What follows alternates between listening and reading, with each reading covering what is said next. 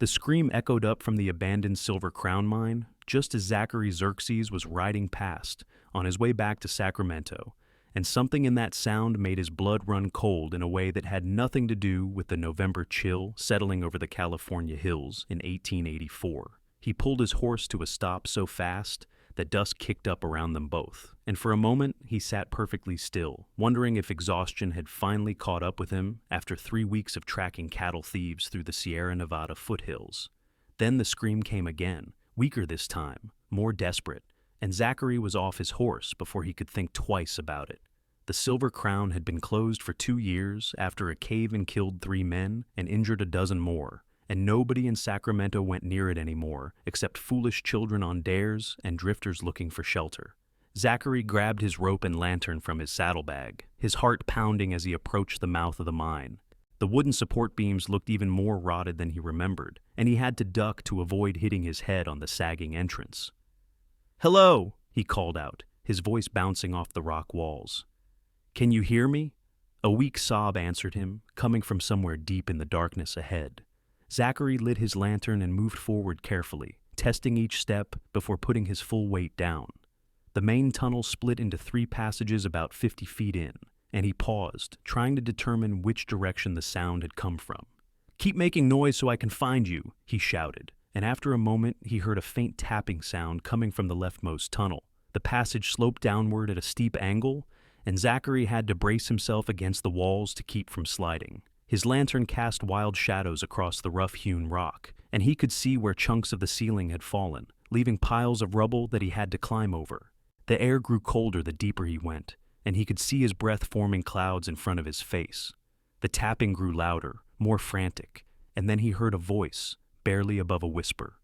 "Please, help me. I cannot get out." Zachary rounded a corner, and his lantern light fell on a sight that made his chest tighten. A young woman was trapped at the bottom of what must have been a ventilation shaft, judging by the narrow opening far above that let in a thin stream of fading daylight. She was huddled against the rock wall, her dress torn and filthy, her dark hair falling loose around her shoulders. Her face was pale as death, and she was shaking so hard he could see it even from where he stood. "I am coming," he said quickly, already looking for a way down. The shaft dropped about 12 feet, and the sides were too smooth to climb easily. He could see scratch marks where she had tried and failed to pull herself up. The woman looked up at him with wide eyes that reflected his lantern light, and he saw the terror there mixed with something else, a desperate hope that hurt to witness. "I fell," she said, her teeth chattering. "Hours ago. I tried to climb, but the rock kept breaking away." Zachary assessed the situation quickly. The shaft was just wide enough for him to lower himself down if he was careful, and he could use his rope to help pull her back up. He secured one end of his rope around a sturdy support beam, testing it with his full weight before trusting it with their lives. "I am going to come down to you," he explained, keeping his voice calm and steady, even though his mind was racing. "Then we are going to get you out of here. What is your name?" "Georgiana," she whispered. "Georgiana Vaughn." "I am Zachary Xerxes," he said, already lowering himself into the shaft. "Hold on just a little longer, Georgiana." The descent was tricky, and loose rocks scattered under his boots, but he made it down without incident. The moment his feet touched solid ground, Georgiana let out a sound that was half sob, half laugh. "I thought I was going to die down here," she said, and her voice broke on the last word. She was even smaller than she had looked from above, probably no more than 5 feet tall, and she could not have weighed much more than 100 pounds. But when Zachary moved closer and held up his lantern, he saw strength in the set of her jaw and the way she met his eyes despite her obvious fear. "You are not dying today," he said firmly, "but you are freezing. Here." He shrugged out of his heavy sheepskin coat and wrapped it around her shoulders. She was indeed ice cold, her whole body trembling violently, and he knew they needed to get her out of the mine and warmed up as soon as possible. "Can you stand?" he asked. Georgiana nodded and tried to push herself up from the ground, but her legs gave out immediately. Zachary caught her before she could fall, and she gasped as she grabbed onto his arms for support. "My ankle," she said through gritted teeth. "I think I twisted it when I fell." Zachary knelt down and gently examined her ankle through her torn boot. It was swollen and already turning purple, definitely sprained, if not broken. Getting her out of the shaft was going to be more complicated than he had thought. "All right," he said, thinking fast. "I am going to tie this rope around you, and then I am going to climb up first so I can pull you up after me. Can you hold on if I lift you?" "I think so," Georgiana said, but he could hear the uncertainty in her voice. He fashioned a secure loop around her waist and under her arms, making sure the knots would hold. His hands were steady despite the urgency thrumming through his veins, and he found himself very aware of how close she was, how her eyes watched his every movement with a mixture of fear and trust that made him want to promise her that everything would be fine. "I need you to listen to me carefully," he said, looking directly into her eyes. They were green, he realized, a deep forest green that seemed almost too vivid in the lantern light. "When I start pulling, I need you to use your good leg to push against the wall and help yourself up. I know you are scared, but I promise I will not let you fall. Do you trust me?" Georgiana was quiet for a moment, and then she nodded. "Yes," she said simply, and Zachary felt something shift in his chest at the certainty in her voice. He climbed up first, using the rope and whatever handholds he could find in the rough rock. Once he reached the top, he braced himself and began to pull. Georgiana was lighter than he expected, but the angle was awkward and he could feel the burn in his shoulders and back as he hauled her up inch by inch. "That is it," he encouraged when he saw her hand appear over the edge. "Almost there." One more strong pull and she was up, collapsing onto the tunnel floor beside him, breathing hard. Zachary did not give her time to rest. He could feel how cold she was, even through his coat, and he knew that hypothermia was a real danger. "We need to get you out of here," he said, already scooping her up into his arms. She made a small sound of protest, but he ignored it, carrying her as quickly as he dared back through the tunnel toward the mine entrance. Georgiana wrapped her arms around his neck, her face pressed against his shoulder, and he could feel her shaking against him. The walk back seemed to take forever, each step carefully placed to avoid the unstable floor. But finally, he saw light ahead, and then they were out, breathing fresh air that felt like a blessing after the stale cold of the mine. His horse, a steady bay gelding named Copper, waited exactly where Zachary had left him. He set Georgiana down gently on a relatively flat rock and went to retrieve a blanket from his saddlebag. "Tell me what happened," he said as he wrapped the blanket around her over his coat. "How did you end up in that mine?"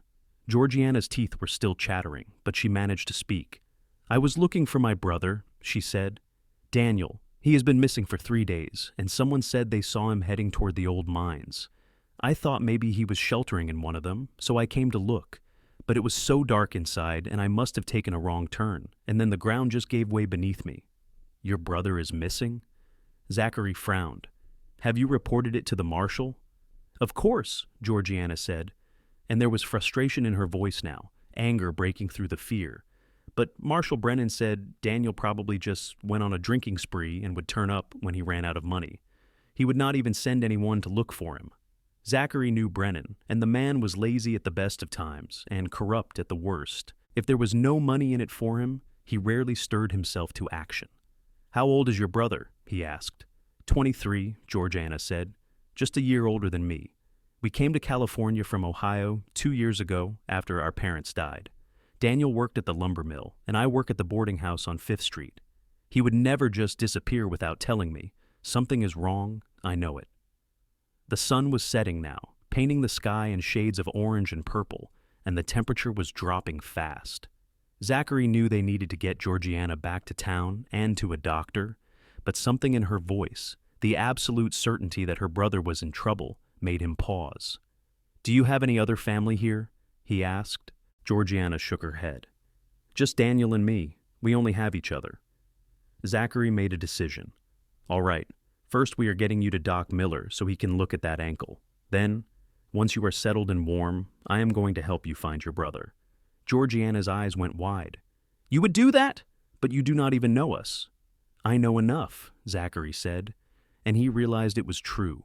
He saw the fierce loyalty in her eyes when she spoke of her brother, the courage it must have taken for her to go into those mines alone despite her fear. "Besides, I just pulled you out of a mine shaft. That makes us connected now, whether we like it or not." A small smile tugged at the corner of Georgiana's mouth, the first he had seen from her. "Thank you," she whispered. Zachary helped her onto Copper, then swung up behind her, keeping one arm securely around her waist to hold her steady. She leaned back against his chest, and he could still feel her trembling, though whether from cold or delayed shock, he could not tell. The ride back to Sacramento took about 30 minutes, and by the time they reached the outskirts of town, full darkness had fallen. Lamps were being lit in windows, and Zachary could hear music drifting from the saloons on Main Street. He steered Copper directly to Doc Miller's house on the east end of town, a neat white cottage with a shingle hanging outside that proclaimed, Amos Miller, physician and surgeon. Doc Miller answered the door himself, a portly man in his 60s with wire-rimmed spectacles and kind eyes that widened when he saw Georgiana in Zachary's arms. "Good Lord, what happened?" he asked, immediately stepping aside to let them in. "Mine accident," Zachary said shortly, carrying Georgiana into the examination room. "Possible broken ankle, definitely hypothermia." Doc Miller went to work immediately, his hands gentle as he examined Georgiana. Zachary stepped back to give him room, but he found he could not quite bring himself to leave entirely. He stood in the doorway, watching as the doctor carefully removed Georgiana's torn boot and began probing her swollen ankle. "Sprained, not broken," Doc Miller announced after a few minutes. "But a bad sprain. You are going to need to stay off this foot for at least 2 weeks, young lady. And you are lucky this man found you when he did. Another hour or two in that cold, and we would be having a very different conversation."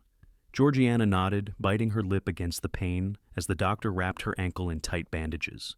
When he was finished, he made her drink a cup of hot broth and wrapped her in heated blankets.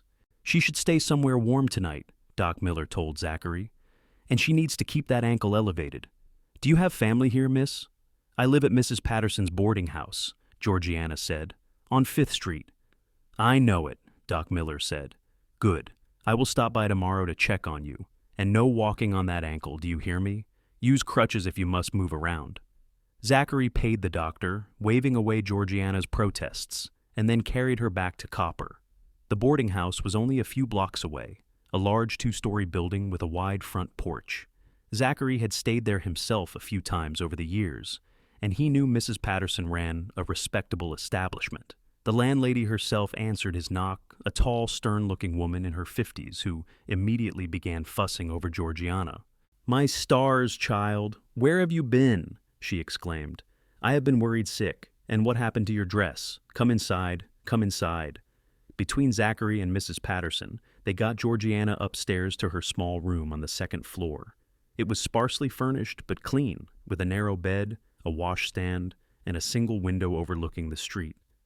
"I will bring up some hot soup," Mrs. Patterson said, "and more blankets. You stay right there in that bed, Georgiana Vaughn. Do you hear me?" When the landlady bustled out, Zachary found himself alone with Georgiana for the first time since leaving the mine. She looked very small and fragile, propped up against the pillows, her dark hair still tangled and full of rock dust. "Thank you," she said softly, "for everything. I do not know what I would have done if you had not heard me." "You do not need to thank me," Zachary said. He pulled the room's single chair closer to the bed and sat down. "But I want you to tell me everything you know about your brother's disappearance, every detail, no matter how small." Georgiana's expression grew serious. "Daniel left for work 3 mornings ago, just like always. He was supposed to meet me for supper that evening, but he never came. At first I thought maybe he had to work late, but when he did not come home that night, I knew something was wrong. Daniel is responsible. He would never worry me like that." "Did you notice anything strange in the days before he disappeared?" Zachary asked. "Was he worried about anything? Acting differently?" Georgiana was quiet for a moment, thinking. "Actually, yes," she said slowly.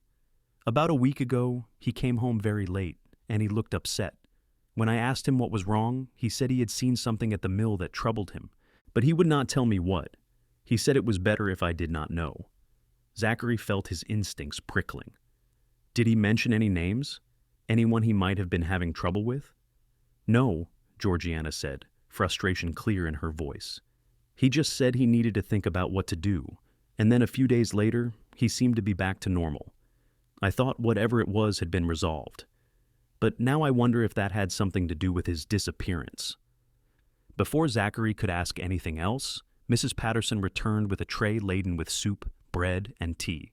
She shooed Zachary out of the room, insisting that Georgiana needed rest. "You can come back tomorrow," she told him firmly. "The girl needs sleep, not an interrogation."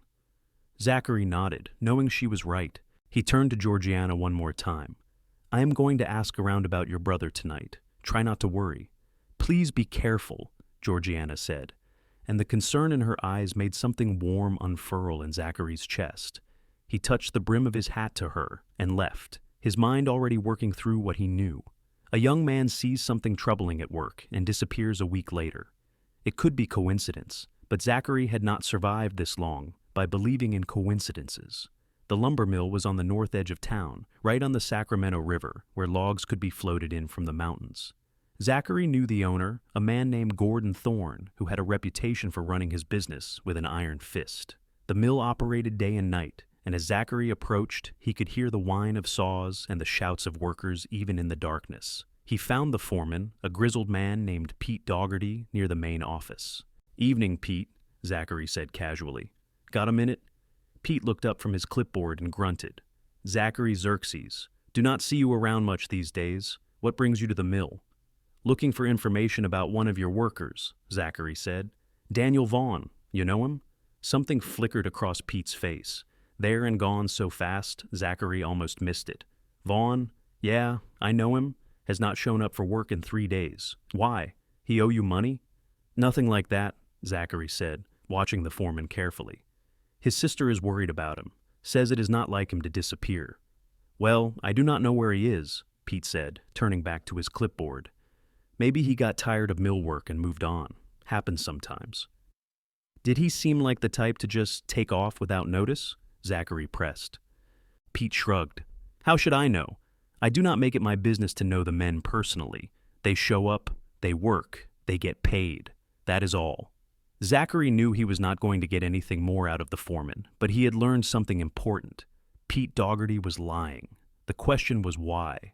He spent the next few hours making the rounds of Sacramento's saloons and gambling halls, asking about Daniel Vaughn. Most people recognized the name, but nobody claimed to have seen him recently. It was only when Zachary stopped at the Golden Eagle, a somewhat seedy establishment on the south side of town, that he finally got a lead.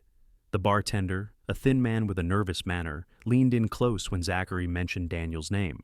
"You did not hear this from me," he said quietly, "but I saw Vaughn in here 4 nights ago. He was meeting with someone, looked pretty serious. They were arguing about something, keeping their voices down, like they did not want to be overheard." "Who was he meeting?" Zachary asked. The bartender hesitated, then said, "Owen Blackwood.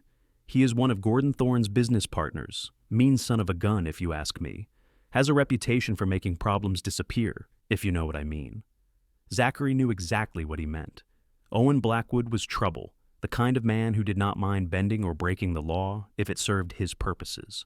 If Daniel Vaughn had gotten mixed up with him, it could explain the disappearance. "You know where I might find Blackwood?" Zachary asked. "He has a place outside of town, about 5 miles west. Big ranch house, you cannot miss it. But if you are planning on going out there, I would recommend bringing some backup. Blackwood does not take kindly to visitors, and he has men who will shoot first and ask questions later." Zachary thanked the bartender and slipped him a few coins. It was too late to ride out to Blackwood's ranch tonight, but first thing in the morning he would pay the man a visit. For now, he needed to get some sleep. He had a feeling tomorrow was going to be a long day. He took a room at the boarding house where Georgiana was staying, partly because it was convenient and partly because some protective instinct made him want to be nearby in case she needed anything. Mrs. Patterson gave him a room on the first floor, and despite his exhaustion, Zachary found himself lying awake for a long time, thinking about green eyes and a courageous young woman who would brave a dangerous mine to find her brother. The next morning dawned clear and cold. Zachary was up with the sun, and after a quick breakfast he went upstairs to check on Georgiana. He knocked softly on her door, and her voice called for him to enter. She was sitting up in bed, looking much better than she had the night before. Someone, probably Mrs. Patterson, had helped her clean up and change into a fresh nightgown, and her dark hair was braided over one shoulder. The color had returned to her face, and when she saw Zachary, her whole expression brightened. "Good morning," she said. "Did you find out anything about Daniel?" Zachary pulled the chair close to her bed and told her what he had learned. He watched her face grow increasingly worried as he spoke, but she did not interrupt. "Owen Blackwood," she said when he finished. "I have heard that name. Daniel mentioned him once or twice. I think he works with Mr. Thorne at the mill." "He is more than just a business partner," Zachary said carefully. "Blackwood has a reputation for being involved in things that are not exactly legal. If Daniel saw something at the mill that involved Blackwood, that could be why he is missing." Georgiana's hand went to her throat. "You think something bad has happened to him?" "I think we need to find him as soon as possible," Zachary said honestly. "I'm going to ride out to Blackwood's ranch today and see what I can learn. In the meantime, I need you to stay here and rest that ankle. Can you do that?" Georgiana nodded, but he could see the frustration in her eyes. She was not the type who liked sitting still while others took action.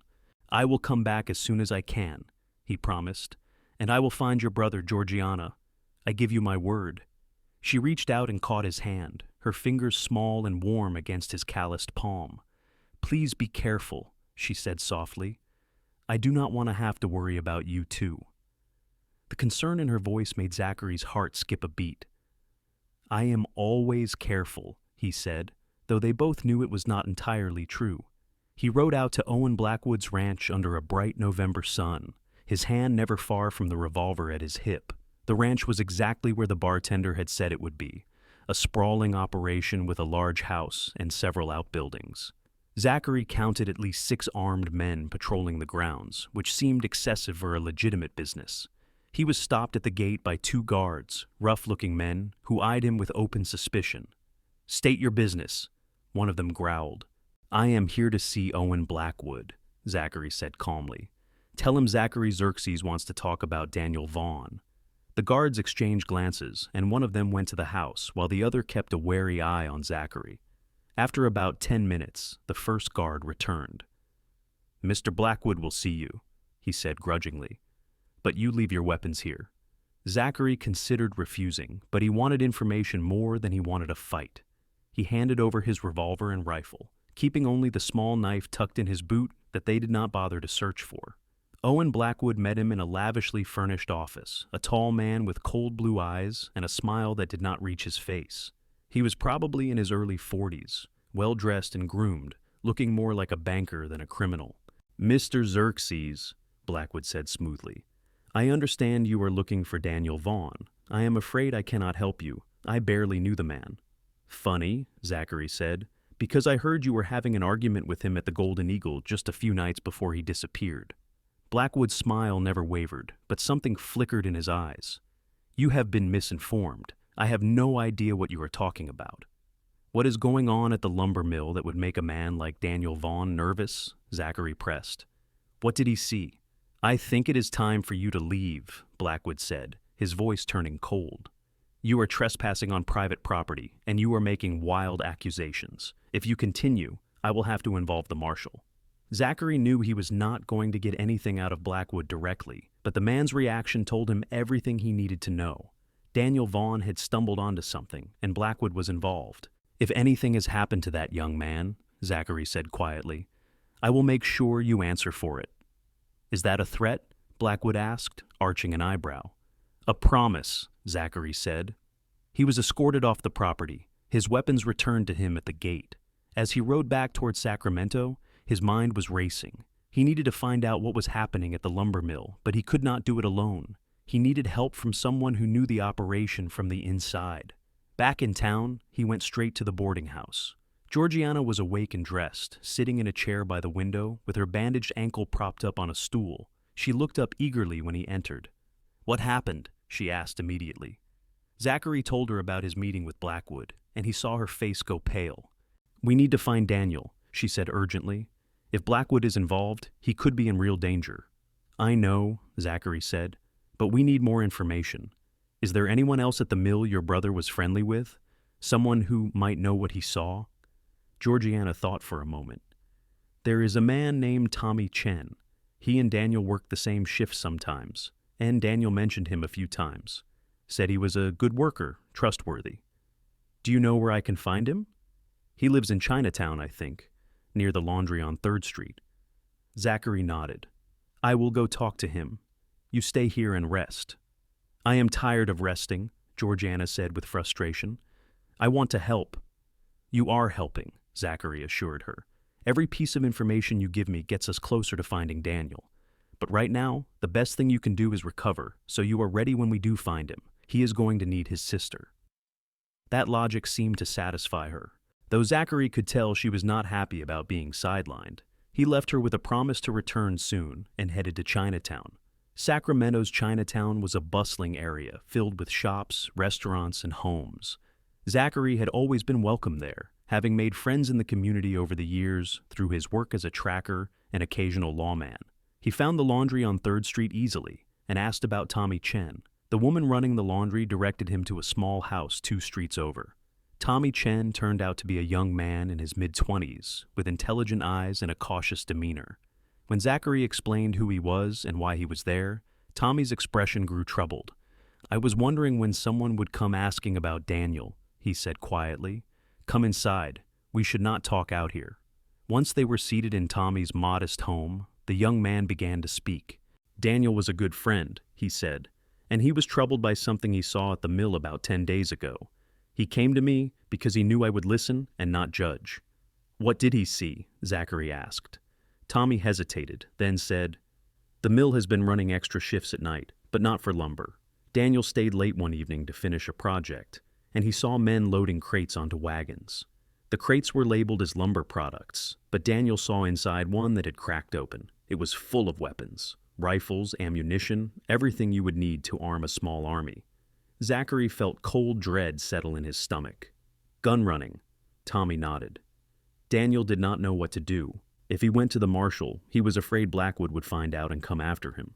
But he did not feel right just ignoring it. He said he needed time to think, to figure out the right thing to do. "And then he disappeared," Zachary said grimly. "Yes, I think they found out he knew. Or maybe he tried to confront them. Daniel had a strong sense of right and wrong. He would not have been able to let it go. Do you know where they might be keeping him? If they did not kill him outright, they must have him somewhere." Tommy shook his head. "I do not know, but there are old storage buildings by the river, near the mill. Sometimes I see wagons going there late at night. It is possible they are using those buildings for more than just storage."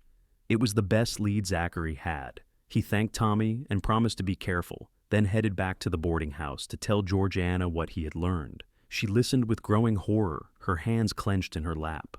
"They are going to kill him," she whispered. "If he knows about the guns, they cannot let him go." "We do not know that he is dead," Zachary said firmly, though he knew the odds were not good. "And I am going to find out tonight. There are storage buildings by the river that might be where they are keeping him." "I am coming with you," Georgiana said immediately. "No, you are not. Your ankle—" "I do not care about my ankle," Georgiana said fiercely. "That is my brother out there, and I am not going to sit here doing nothing while you risk your life to find him. Either you take me with you, or I will find a way to follow on my own." Zachary looked at her stubborn expression and knew she meant every word. Part of him admired her courage, even as another part wanted to keep her safely away from danger. "If you come, you do exactly what I say," he said finally. "No arguments, no hesitation. Agreed?" "Agreed," Georgiana said immediately. They waited until after midnight, when the town was quiet and most people were asleep. Zachary fashioned a rough crutch for Georgiana so she could move without putting weight on her injured ankle, and they slipped out of the boarding house like shadows. The storage buildings by the river were dark and silent, but Zachary spotted fresh wagon tracks leading to the largest building. A single guard stood by the door, smoking a cigarette and looking bored. "Stay here," Zachary whispered to Georgiana, helping her settle behind a stack of empty crates where she would be hidden, but could still see what was happening. He approached the guard quietly, his knife in his hand. The man did not even have time to shout before Zachary had him on the ground and unconscious. He dragged the guard out of sight and tried the door. It was locked, but the lock was old and cheap, and it took him less than a minute to pick it. Inside, the building was filled with crates, just as Tommy had described. But in the back, Zachary found a small room that had been converted into a makeshift cell, and inside that cell, beaten and bloody but alive, was a young man who had to be Daniel Vaughn. "Daniel!" Zachary said urgently, kneeling by the locked door. "Can you hear me?" Daniel's head lifted slowly, and Zachary saw that his face was bruised and swollen. "Who are you?" he mumbled through split lips. "A friend of your sister's. I am getting you out of here."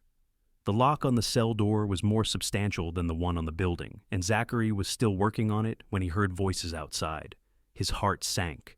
More guards, probably coming to check on their prisoner. He worked faster, his fingers flying over the lock mechanism. Finally, with a click, it opened. He pulled Daniel to his feet, supporting the injured man's weight. "Can you walk?" "I will try," Daniel said grimly. They made it out of the cell and were halfway across the building when the front door opened and 3 men walked in. There was a frozen moment when everyone stared at each other, and then the guards were shouting and reaching for their weapons. Zachary pulled his revolver and fired, not to kill, but to scatter them, giving him and Daniel precious seconds to run. They burst out a side door and into the night, Daniel stumbling but keeping his feet. Georgiana appeared beside them, her face pale but determined. "This way," she said, leading them away from the building and toward the river. Behind them, Zachary could hear more shouts and the sound of pursuit. They ducked between buildings, taking a winding route that he hoped would confuse their pursuers. Daniel was slowing down, his breathing labored, and Zachary knew they could not run much farther. They reached a small dock where fishing boats were tied up for the night. Zachary made a quick decision. "Get in," he said, helping both Georgiana and Daniel into one of the boats. He cast off the line and used an oar to push them away from the dock, just as the guards appeared behind them. Shots rang out, bullets splashing into the water around them, but the darkness and the current carried them quickly downstream and out of range. Zachary rowed with strong, steady strokes, putting distance between them and danger.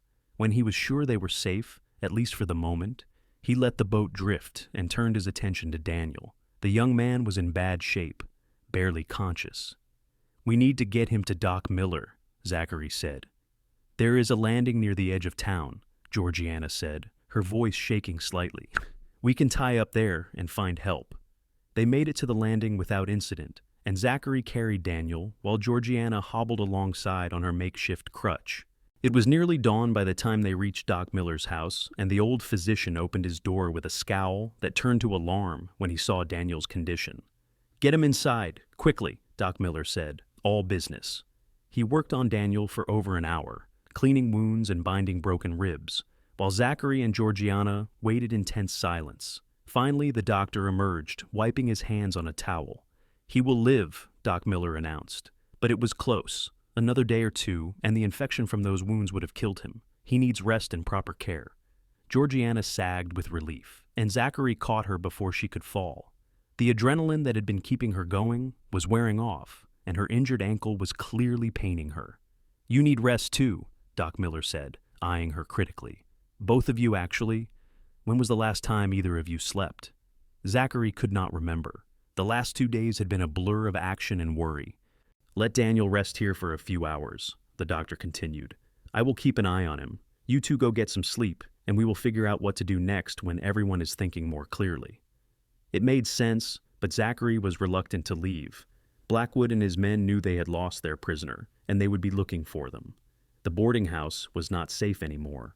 "I have a place outside of town," Zachary found himself saying. "A small ranch about an hour's ride north. We can take Daniel there once he is strong enough to travel. It is isolated and defensible." Georgiana looked at him with those green eyes that seemed to see right through him. "You would do that for us? Let us stay with you?" "I am already involved," Zachary said simply, "and I am not leaving you and your brother to face this alone." Doc Miller nodded approvingly. "Good. That is settled then. Now go, both of you. Get a few hours of sleep. I will send word when Daniel is ready to be moved." They left the doctor's house as the sun was rising, painting the sky in shades of pink and gold. Zachary realized he was still supporting Georgiana's weight, her arm around his shoulders, and he found he did not mind at all. "Thank you," she said softly as they walked, "for everything you have done, for risking your life for someone you do not even know." "I know you," Zachary said, and was surprised by how true it felt, despite only meeting her 2 days ago. "And that is enough." They made it back to the boarding house, and Zachary helped Georgiana up to her room. Mrs. Patterson was already awake, and her eyes went wide when she saw them. "Merciful heavens, what have you two been doing?" she demanded. "It is a long story," Zachary said tiredly.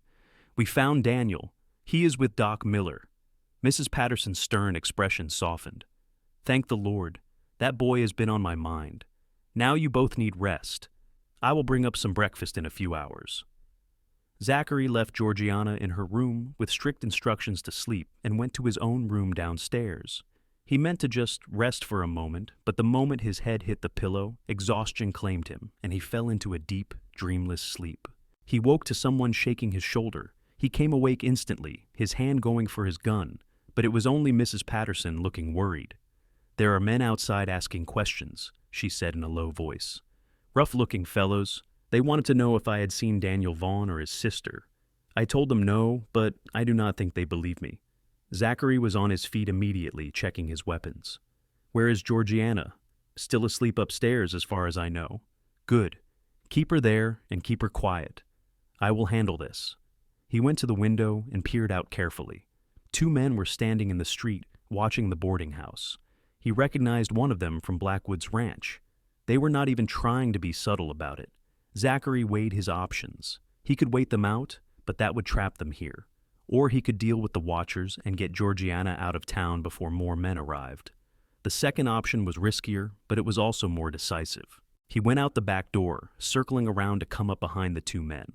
They were so focused on the front of the boarding house that they did not notice him until he had his gun pressed against the back of the first man's head.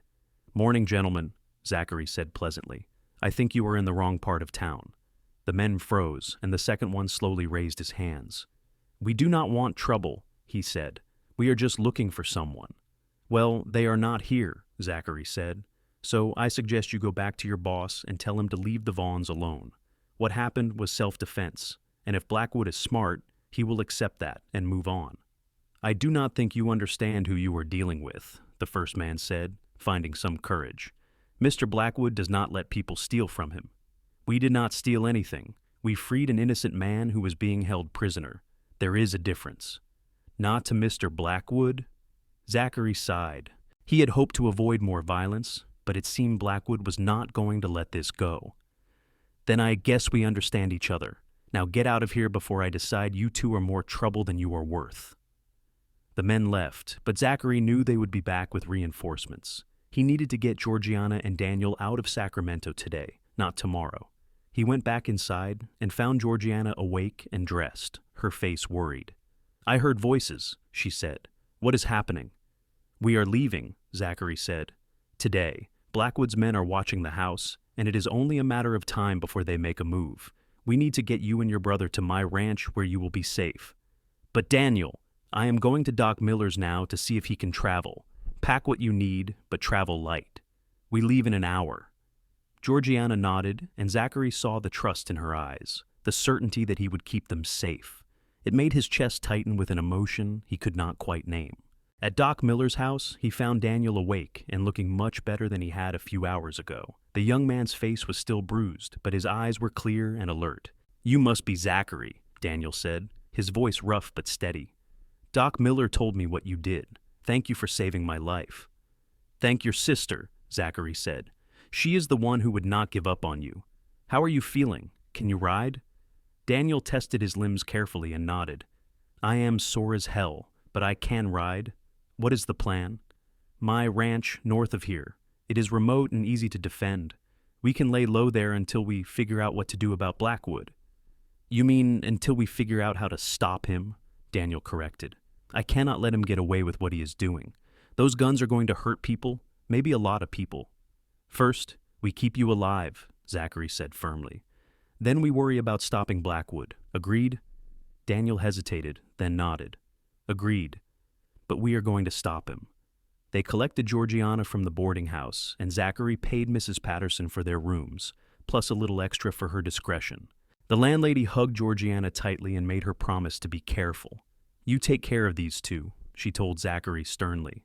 They are good people, and they have been through enough. I will, Zachary promised.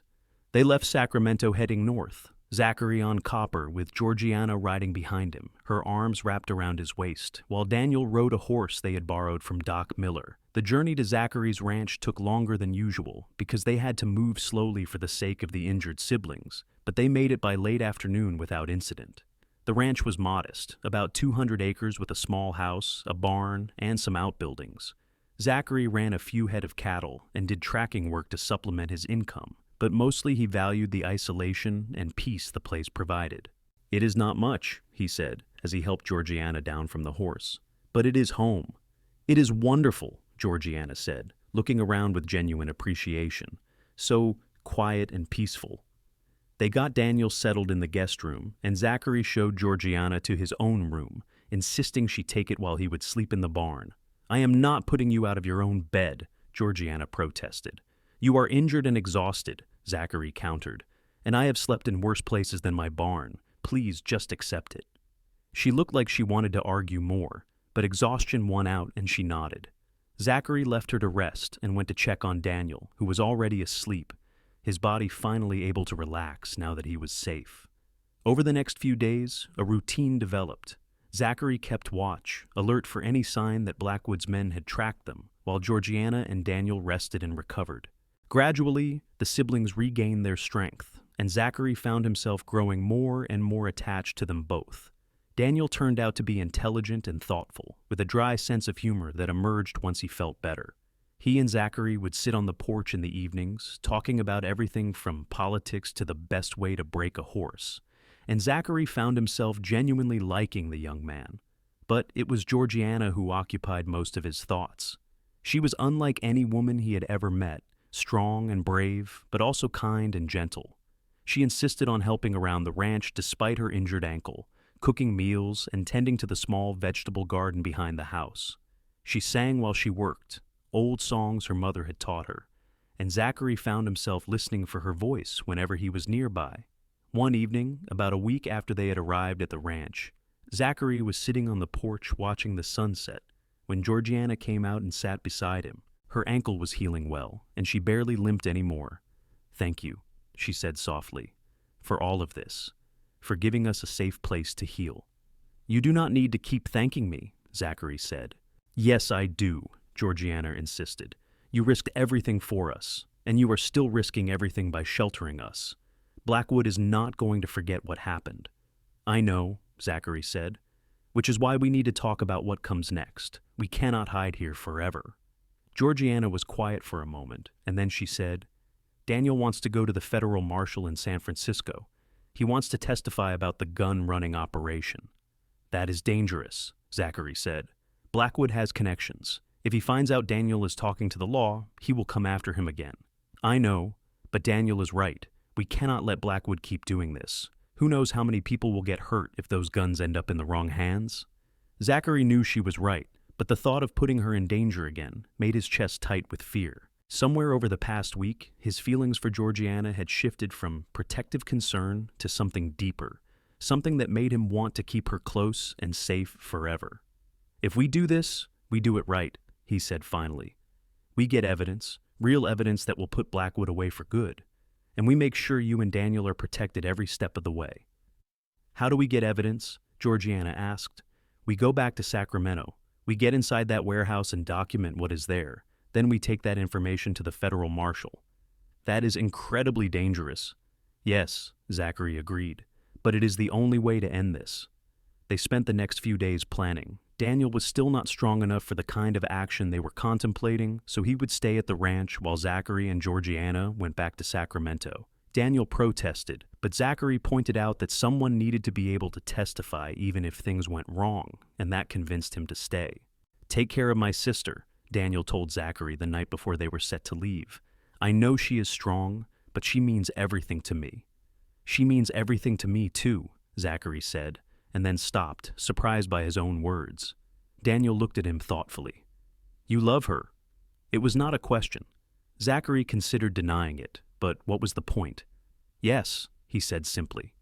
"I do." "Does she know?" "I have not told her. This is not exactly the right time." "I think," Daniel said slowly, "that if there is anything I have learned from almost dying, it is that there is never a perfect time for anything. If you love my sister, you should tell her." That night, as they were preparing for the journey, Zachary found Georgiana alone in the barn, checking the saddles and supplies. She looked up when he entered, and the smile she gave him made his heart skip a beat. "Is everything ready?" she asked. Yes, Zachary said. He moved closer, suddenly nervous in a way he had not been since he was a boy. Georgiana, there is something I need to tell you before we leave. She looked at him curiously. What is it? I know this is not the right time, and I know we have only known each other for a short while, but I need you to know how I feel. He took a deep breath. I am in love with you. I think I have been since the moment I pulled you out of that mine shaft. And if we are going into danger tomorrow, I could not live with myself if I did not tell you. Georgiana's eyes went wide, and for a moment she just stared at him. Then, slowly, a smile spread across her face, so bright and beautiful it took his breath away. You foolish man, she said softly. Did you really think I did not know? Did you think I did not feel the same way? And then she was in his arms, and Zachary was kissing her, pouring all of his fear and hope and love into that kiss. She kissed him back just as fiercely, her hands tangling in his hair, and for a moment the whole world narrowed to just the two of them. When they finally pulled apart, both breathing hard, Georgiana rested her forehead against his. I love you too, she whispered, so much that it scares me. I never believed in love at first sight until I met you. We are going to get through this, Zachary promised, and when we do, I am going to court you properly. I am going to take you to nice dinners and dances, and I am going to ask your brother for permission to marry you. He will say yes, Georgiana said, laughing softly. He already thinks of you as family. They held each other for a long time, neither wanting to let go, but eventually they had to prepare for the next day. They rode out at dawn, leaving Daniel to watch over the ranch. The journey to Sacramento took most of the day, and they reached the outskirts of town after dark. Zachary had planned their approach carefully. They left their horses at a small farm outside of town, with a family Zachary had helped years ago, then made their way on foot to the warehouse district by the river. The storage building where Daniel had been held was still there, looking dark and abandoned, but Zachary could see fresh wagon tracks leading to it, which meant it was still being used. Wait here, he told Georgiana, finding her a hiding spot behind some empty barrels. I am going to scout ahead. Be careful, she whispered, catching his hand and squeezing it tightly. Zachary approached the building cautiously, every sense alert for danger. There was a guard by the door again, but this one was more alert than the last, his eyes constantly scanning the darkness. Zachary would not be able to take him down quietly without being seen. He was considering his options when he heard voices from inside the building. He moved closer, pressing himself against the wall near a broken window, and listened. The shipment goes out tomorrow night, a voice was saying. Zachary recognized it as Owen Blackwood. Make sure everything is loaded and ready. We cannot afford any more delays. What about the Vaughn situation? Another voice asked. Have we found them yet?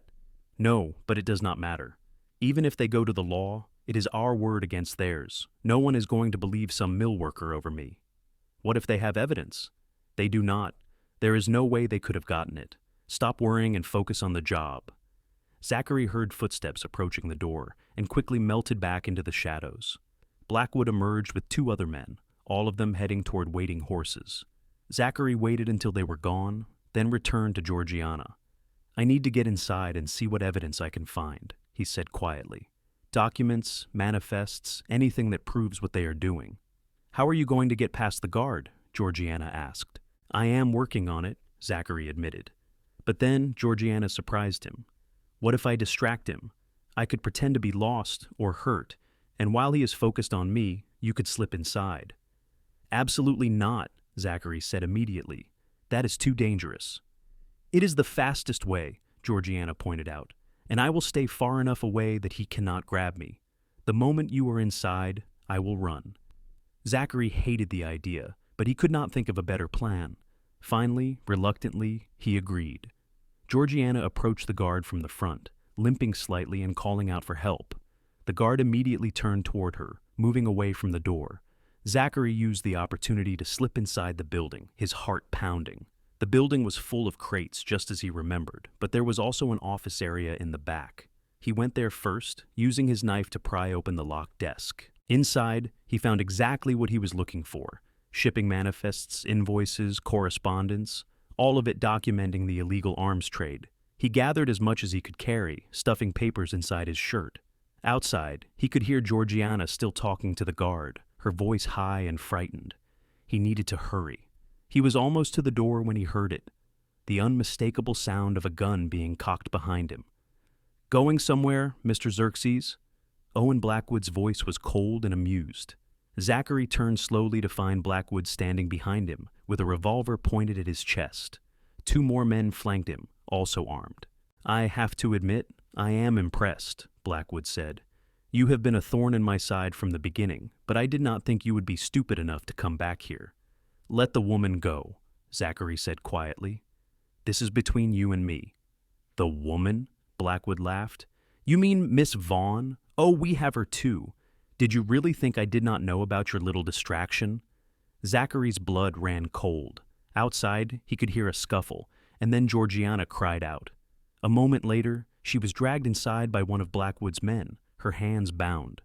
"Zachary!" she gasped, and he could see the fear in her eyes. "It is all right," he said, trying to keep his voice calm, even though rage and terror were warring inside him. "Everything is going to be all right." "How touching," Blackwood said mockingly.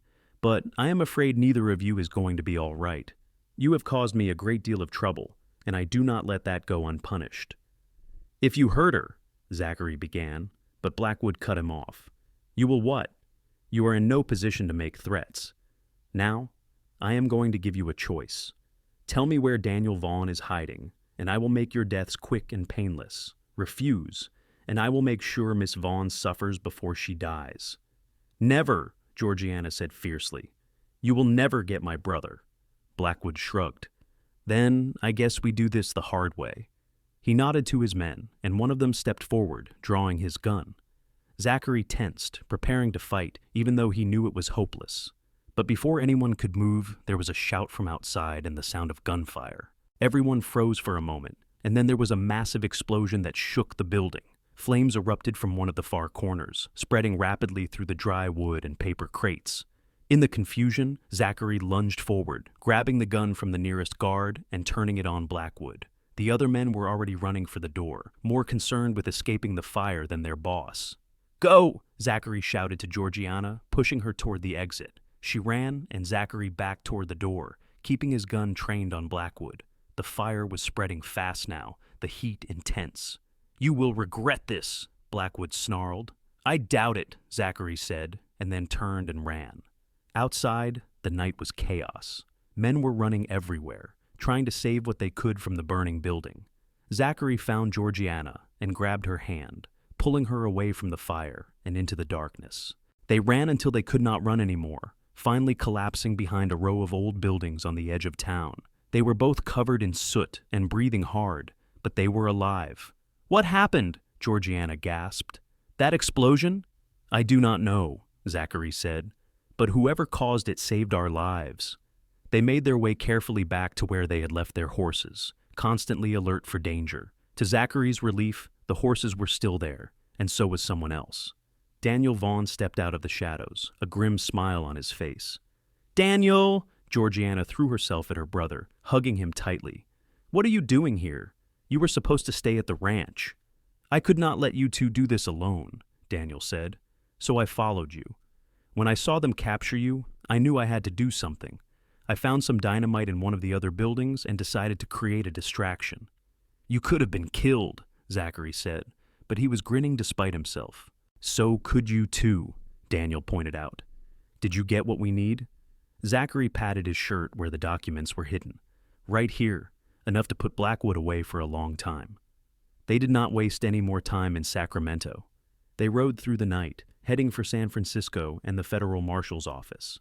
It took them 2 days of hard riding, but they finally reached the city and presented their evidence. The federal marshal, a no-nonsense man named Thomas Garrett, listened to their story and examined the documents with increasing interest. "This is substantial," he said finally. "More than enough for warrants. I will send a team to Sacramento immediately to arrest Blackwood and shut down his operation." "What about our safety?" Georgiana asked. "Blackwood has connections. What if he comes after us?"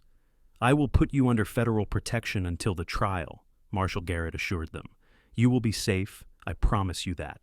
It took 3 months for the case to go to trial, 3 months in which Zachary, Georgiana, and Daniel lived in a small house in San Francisco under the watchful eyes of federal marshals.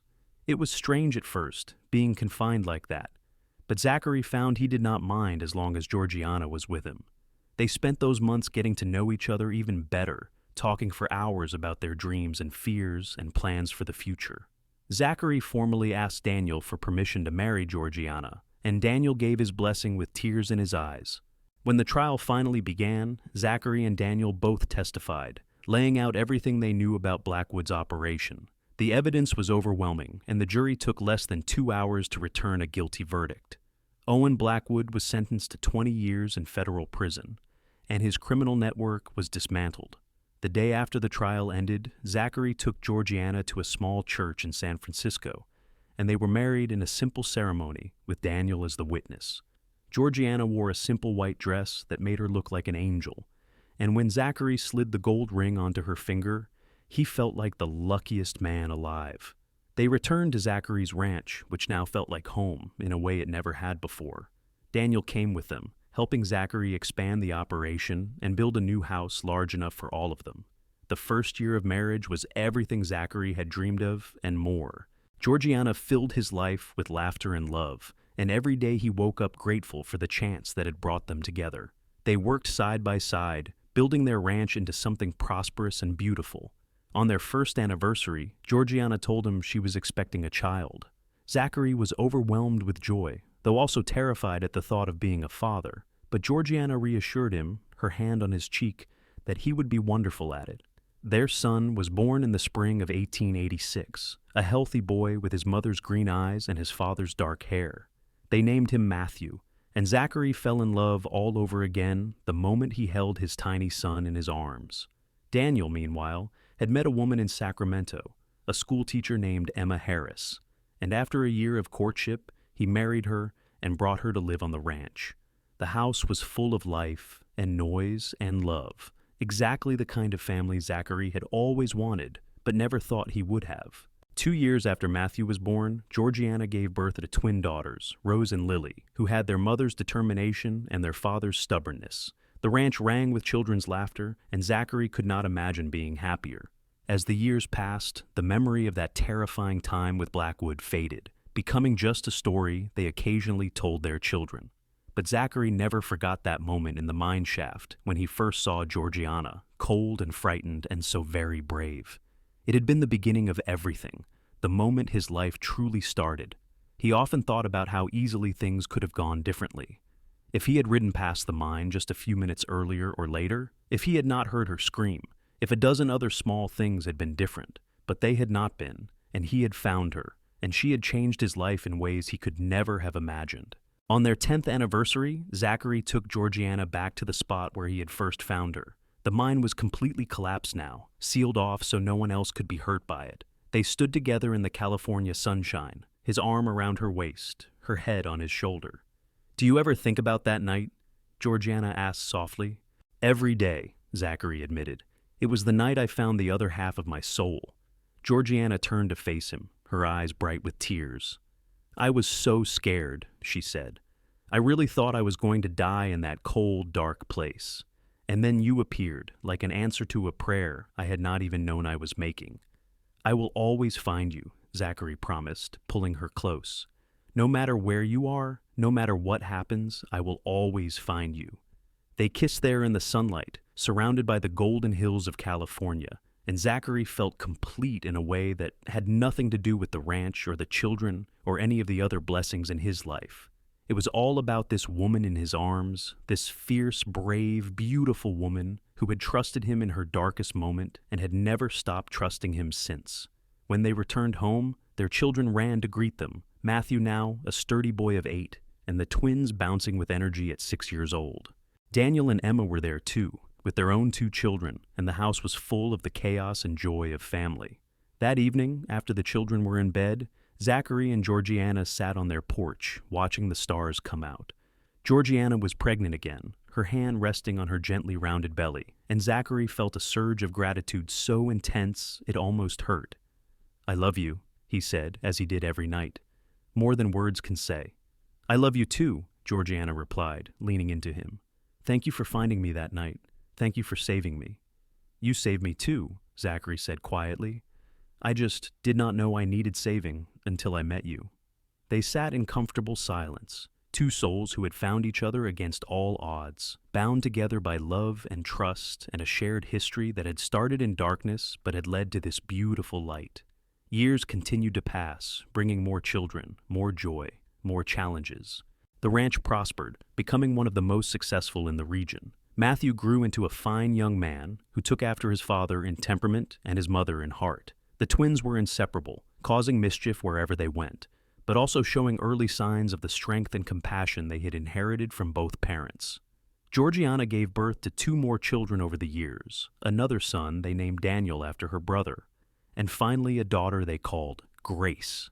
The house Zachary had built kept expanding, rooms added as the family grew, until it was a sprawling ranch house full of love and laughter. Daniel and Emma remained on the ranch, their family growing alongside Zachary and Georgiana's. The two families were so intertwined that the children thought of themselves as one large unit rather than separate families. Summer evenings would find all of them gathered on the porch, sharing stories and dreams while the sun set over the California hills. As Zachary grew older, gray threading through his dark hair and lines forming around his eyes, he never lost his sense of wonder at the life he had built. Every morning, he woke next to Georgiana, seeing her face on the pillow beside him, and felt blessed beyond measure. Georgiana aged gracefully, her beauty deepening rather than fading with the years. The green eyes that had captivated Zachary that first night never lost their fire, and her courage and strength only grew as she navigated the challenges of raising a large family and helping run a successful ranch. They faced hardships, of course. There were droughts that tested their resources, illness that scared them, and the normal struggles that came with raising children. But they faced everything together, and that made all the difference. When Matthew was 18, he asked to take over more responsibility on the ranch, and Zachary agreed, recognizing that his son was ready. It was bittersweet, watching his children grow up and start their own lives, but also deeply satisfying to see them become capable, kind adults. The twins, Rose and Lily, both became teachers, opening a small school on the ranch that served not just their own family, but also the children of neighboring ranches and the small town that had grown up nearby. They were natural educators, patient and creative, and Zachary was enormously proud of them. Young Daniel showed an interest in law, inspired by the stories of how his parents and uncle had fought for justice against Owen Blackwood. He went away to study in San Francisco, promising to return and use his education to help their community. Grace, their youngest, was still finding her way, but she showed her mother's fierce independence and her father's steady determination. Zachary had no doubt she would do something remarkable with her life. On their 25th anniversary, the entire family gathered for a celebration. There were now grandchildren running around, Matthew having married a local rancher's daughter and started a family of his own. The house was full to bursting with love and noise, and Zachary stood back for a moment, just watching, his heart full to overflowing. Georgiana found him there, sliding her hand into his as naturally as breathing. "What are you thinking?" she asked, though her smile suggested she already knew. "I am thinking about how different my life would have been if I had not heard you scream that night," Zachary said honestly. "I would have ridden past that mine and never looked back. I would have missed all of this." "Fate brought us together," Georgiana said softly. "I truly believe that. We were meant to find each other." "Then I am grateful to fate," Zachary said, pulling her close. "And I am grateful to you for trusting me, for loving me, for building this beautiful life with me." "It has been a grand adventure," Georgiana said, her eyes shining, "and it is not over yet. We still have so much life left to live together." And they did. They watched their children grow and thrive, watched their grandchildren come into the world, watched the ranch continue to prosper under Matthew's capable management. They traveled together, finally taking the time to see some of the country they had never had a chance to visit when they were younger.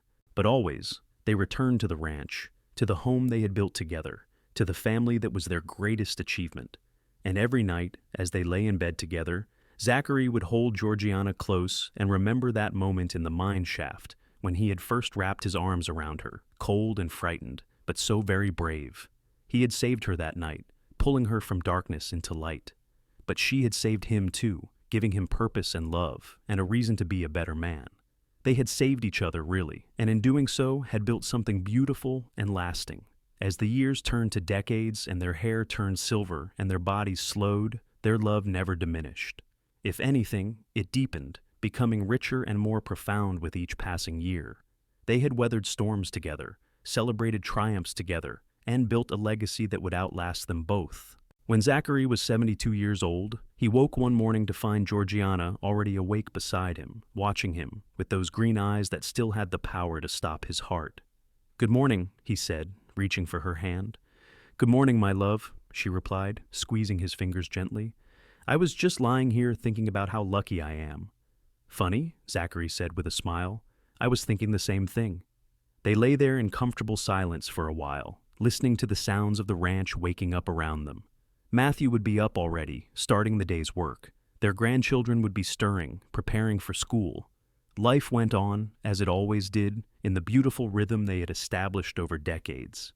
"Do you have any regrets?" Georgiana asked suddenly. Zachary thought about it seriously, then shook his head. "Not one. Every choice I made, every path I took, led me to you and to this life. How could I regret any of that?"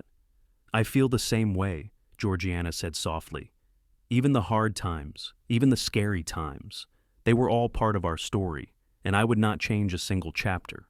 They rose together, as they had done every morning for nearly 50 years, and began their day. The routines were familiar now, comfortable in their predictability. Breakfast with whatever family members were around, a walk through the ranch to check on things, time spent with grandchildren and great-grandchildren who looked at them with awe and love. In the evening, as the sun set in brilliant shades of orange and purple over the California hills, Zachary and Georgiana sat on their porch in the rocking chairs their children had given them. They held hands, fingers intertwined, and watched the day fade into night. "Remember that first sunset?" Georgiana said quietly. "After you pulled me from the mine, I was so cold and so scared, but you made me feel safe." "I remember everything about that day," Zachary said. "The sound of your scream, the look in your eyes when I found you, the way you trusted me even though you had no reason to." "I had every reason to," Georgiana corrected gently. "I could see your heart in your eyes. I knew you would protect me, and you have. Every single day since then, you have protected me, loved me, stood by me." "You made it easy," Zachary said, bringing her hand to his lips and kissing it gently. "Loving you has been the easiest thing I have ever done." As the stars began to appear in the darkening sky, Zachary felt a deep sense of peace settle over him. This was his legacy, not just the ranch or the material success they had achieved, but this love, this family, this life they had built from nothing. He thought about the cowboy he had been all those years ago, riding alone through the California hills, thinking he understood what life was about. He had known nothing then. It was only when he found Georgiana, when he wrapped her in his arms tight and promised to keep her safe, that he truly began to understand the meaning of life. It was love. It had always been love. The kind of love that started with a rescue in a dark mine shaft and grew into something vast and enduring, something that created new life and built families and left the world better than it had been before. "I love you," he said, as he had said countless times over the decades. But the words never got old, never lost their power. "I love you too," Georgiana replied, leaning her head on his shoulder, "forever and always." And there, on that porch in the fading light, surrounded by the life they had built together, Zachary Xerxes and Georgiana Vaughn Xerxes sat in perfect contentment, knowing that whatever came next, they would face it together, just as they had faced everything else. Their story had begun in darkness and fear, but it had transformed into something beautiful and bright, a testament to the power of courage and love, and the magic that could happen when two souls found each other at exactly the right moment. He had found her deep in the mine shaft, cold and frightened, and the cowboy had wrapped her in his arms tight, and from that moment, everything had changed. Everything had become possible. Everything had become beautiful. And that was how their story ended, not with drama or tragedy, but with peace and love and the quiet satisfaction of a life well lived together. It was, Zachary thought, as he held his wife close under the stars, exactly the ending they deserved, perfect, complete, and absolutely filled with love.